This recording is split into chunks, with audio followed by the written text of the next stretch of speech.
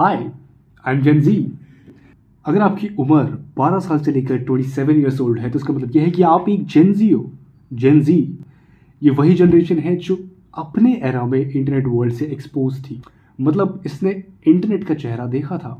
और अब तो इंटरनेट ऐसा है कि जो अल्फा है, जो जेन अल्फा यानी कि आपके छोटे भाई जो मे बी 5-6 ईयर्स ओल्ड है या फिर 10 ईयर्स ओल्ड है, वो जेन अल्फा है। एंड वो इंटरनेट से पूरी तरह से एक्सपोज्ड है। मतलब एवरीथिंग, मतलब जो सोशल मीडिया का चेन बन चुका है ना, उन्हें वो सब पता है। नाउ जेन जी ही वो जनरेशन है जिसके पास अनफेयर एडवांटेजेस है लाइफ में ग्रो करने के लिए।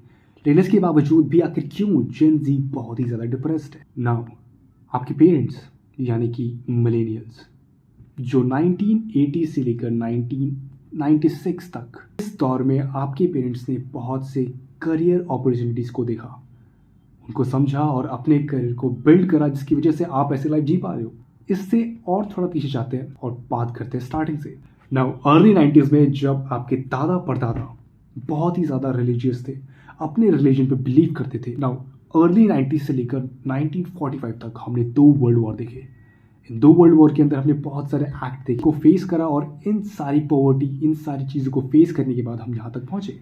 बूमर्स और मिलेनियल्स, जिन्हें बूमर्स भी कहते हैं, इनके टाइम पर ये बहुत ही ज़्यादा रिलीजियस थे, ये रिलीजन पे बिलीव करते थे। और उस टाइम तक इंटरनेट आ चुका था और साइंस भी काफ़ी तरक्की कर रहा था, और हम रिलीजियस बिलीफ से हटकर साइंस पर शिफ्ट हो रहे थे। कह रहे हमें उस चीज़ पर साइंटिफिक प्रूफ चाहिए। और जैसे जैसे साइंस बढ़ा, हमने जाना कि अगर रिलीजन में ऐसी भी चीज़ें हैं जो सही नहीं है, और उस वजह से हमने साइंस पर बिलीव करना स्टार्ट करा। 1996 से लेकर 2012 तक, जिन्हें जनरेशन जी कहा जाता है, ये अब तक की सबसे ज़्यादा डिप्रेस्ड और बहुत ही इलॉजिकल जनरेशन है। इतनी सारी चीज़ होने के बावजूद भी ये खुश नहीं है।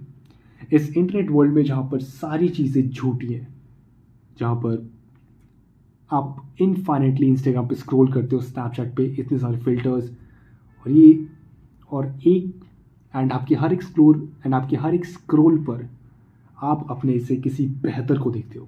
मे बी वो आपसे इतना बेहतर ना हो, लेकिन कुछ इंस्टाग्राम के फिल्टर्स लगाकर वो अपने आप को ज़्यादा बेहतर दिखाता है। या मे बी वो शायद रियल लाइफ में इतना बेहतर ना हो। सोचते हो कि यार वो मेरे से कितना सही दिखता है, वो कहाँ जा रहा है और मैं कहाँ पर एक कमरे में बैठकर वीडियोस बना रहा हूँ। या इट्स गुड, लेकिन मे बी हो सकता है कि वो फेक आउट कर रहा हो, या फिर वो कहीं गया भी हो तो इतना खुश ना हो। और इसी बिलीव्स के ऊपर हम अपने गोल्स को सेट करते हैं, जो सही है लेकिन सही नहीं भी है। नाउ एक रिसर्च के हिसाब से 54% जेन जी अपना पूरा दिन, मतलब 5 से 6 घंटे, 7 घंटे अपने फ़ोन पर बिताता है। उसमें से इंक्लूडिंग मैं भी करता हूँ ऐसा। 6 घंटे का स्क्रीन लिमिट लगा रखा है, लेकिन फिर भी मैं उसको ओवर पावर्ड कर देता हूँ, और मैं भाई साहब 7 से 8 स्क्रीन टाइम पर पहुँच जाता हूँ।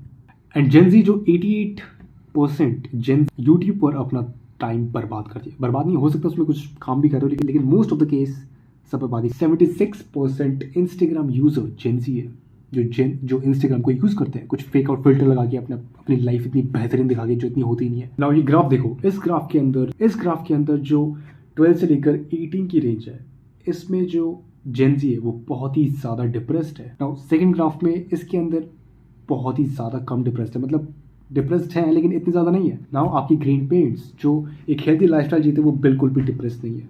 मतलब आपकी ग्रैंड पेरेंट्स आपसे ज़्यादा डिप्रेस्ड नहीं है, वो अच्छी लाइफ जी रहे हैं, लेकिन आप इतनी चीज़ों से एक्सपोज होने के बावजूद ज़्यादा डिप्रेस्ड क्यों? Now this is Gen Z fever. Now guys, मैं आपको एक रियल लाइफ एग्जांपल देता हूँ। फ़ोन लेने के लिए गया था तो मुझे पक्का था कि मेरे को ये फ़ोन लेना है, लेकिन जब मैं लेने गया और जब मैंने बहुत सारे ऑप्शंस देखे, मैं कंफ्यूज हो गया, और मेरे एक फ़ोन लेने के लिए कम से कम 3 से 4 घंटे लगाए। Can you believe? Gen Z की प्रॉब्लम है ये, खुद साक्षात मैंने अपने साथ होते हुए देखा। रिसर्च में प्रूफ्ड है, और ये चीज़ मेरे साथ हो रही है। मतलब कितनी फनी चीज़ है ये। और वटेवर जो भी हो, जेन जी को ही समझना पड़ेगा एंड इस पे काम करना पड़ेगा।